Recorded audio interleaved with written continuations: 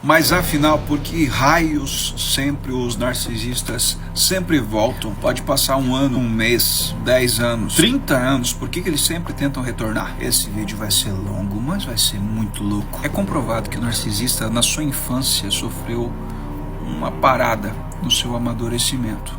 Então ele paralisou ali daquela forma muito infantil de ser, mentalmente. O corpo cresceu, mas a mente infantilizada. Isso também se deve porque ele não recebeu nem talvez principalmente da mãe, aquilo que necessitava. Então o crescimento emocional acaba que não acontecendo para ele. Tá dando para entender? Então geralmente tem por trás um ambiente familiar abusivo, um ambiente para essa criança solitário. Então emocionalmente essa criança acabou não crescendo. O corpo cresceu, mas emocionalmente ela não cresceu. Então na verdade o narcisista inconscientemente acaba buscando nas suas vítimas, tá, aquilo que ele não teve. E é por isso, provavelmente, se você foi vítima de narcisista, você provavelmente é uma pessoa que despende muita empatia, muito amor ao próximo.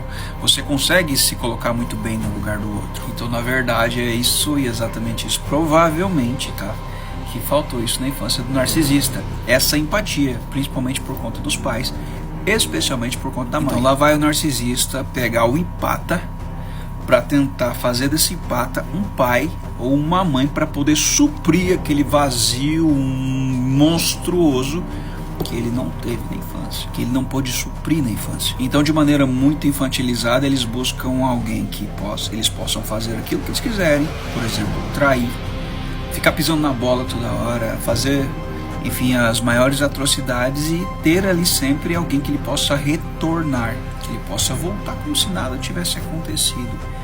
Enfim, porque ele é especial. Se você perceber, se você passou por isso, você vai reconhecer que em algum momento você saiu da posição de cônjuge, de namorado, enfim, e foi para uma posição de pai, de mãe.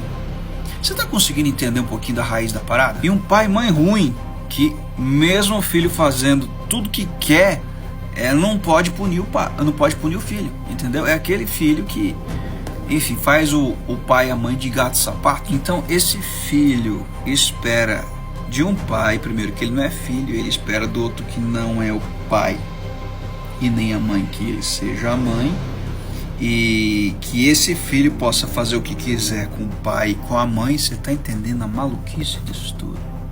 Olha só onde você foi se meter, minha amiga.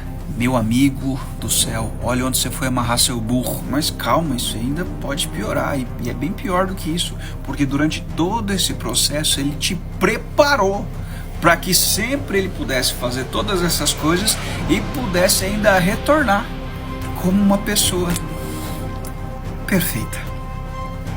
Porque você tem um compromisso afetivo com essa pobre criatura vítima de tudo. Você é responsável afetivamente por ela, sempre. Até quando você acerta, você tá errado. E quando você tá errado, se ela falar que é certo, então você tá errado.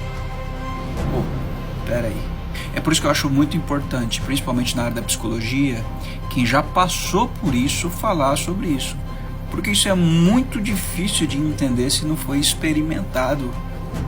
Jamais as páginas de um livro vão poder dar um suporte tão profundo quanto quem já passou por uma relação como essa, você concorda? E eu já tinha te avisado que o vídeo ia ficar longo, então você não tá aqui desavisado não, beleza? Eu fui bem claro. Mas vamos voltar lá. Aquele que tá abusando, ele já te preparou o terreno para ele poder sempre retornar a despeito do que ele faça. Pegou? E é por isso que ele volta. Lembra do começo do vídeo? Porque simplesmente você é bonzinho. E isso não tem problema nenhum, tá, gente? Geralmente essas pessoas, elas se aproximam de boas pessoas, que são capazes de aceitar até aquilo que não é passível de ser aceito. Mas querendo ou não, quem abriu a porteira pro burro entrar, se é que eu posso dizer assim, foi você. Vamos mudar esse exemplo, né? Quem abriu a porteira, quem abriu o caminho. Deixa aquele exemplo mesmo, eu acho que você entendeu. E se você é narcisista e está assistindo esse vídeo, você vai falar assim, nossa, ele me chamou de burro. Não, calma, você é muito inteligente.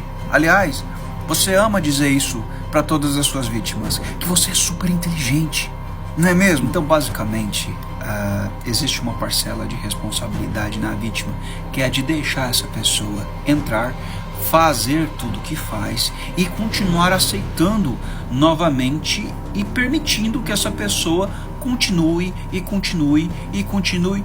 Você está entendendo por que é tão importante você romper plenamente com uma pessoa como essa? Por que simplesmente a solução mais rápida e prática é você ter o contato zero? Aí entram várias teorias, tem a da pedra cinza, tem um monte que a gente pode falar sobre isso depois. Então você deu basicamente o controle da sua vida, da sua história, das suas maiores preciosidades para que ele fizesse tudo isso. E acredite, eu não estou lhe culpabilizando, muito pelo contrário, sou solícito com você, sério, de coração. Até porque ele deve ter te oferecido coisas, entre aspas, preciosas, a história deles, os segredos mais profundos, para que você também contasse os seus, para que ele tivesse acesso à sua intimidade e depois usasse a sua intimidade contra você. Você se identificou com isso? Aí ele fazia aquele monte de coisa com você, aquele monte de... não posso falar nem palavrão aqui. E aí daqui a pouco ele chegava: ninguém faz igual você faz. Olha só, já passaram muitas pessoas pela minha vida, mas você é especial, você sabe disso. Nunca ninguém teve uma ligação tão intensa comigo quanto você.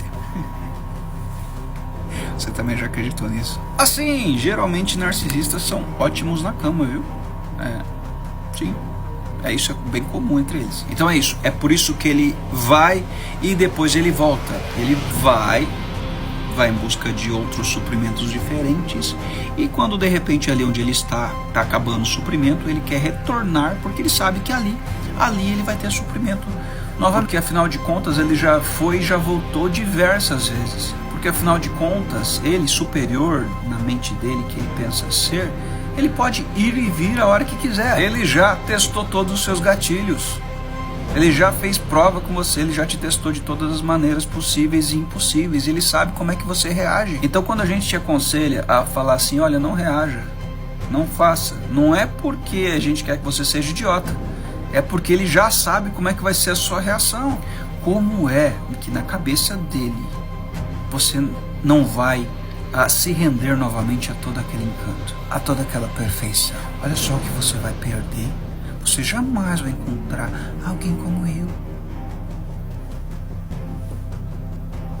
Você precisa reestruturar a sua mente e principalmente as suas emoções. Tomar o controle de volta. E aqui vai uma opinião pessoal, não médica e tudo mais. Consigo isso através de dar o controle disso tudo a Deus. Deus de amor. Deus que não aceita tais coisas com seus filhos. O próprio amor.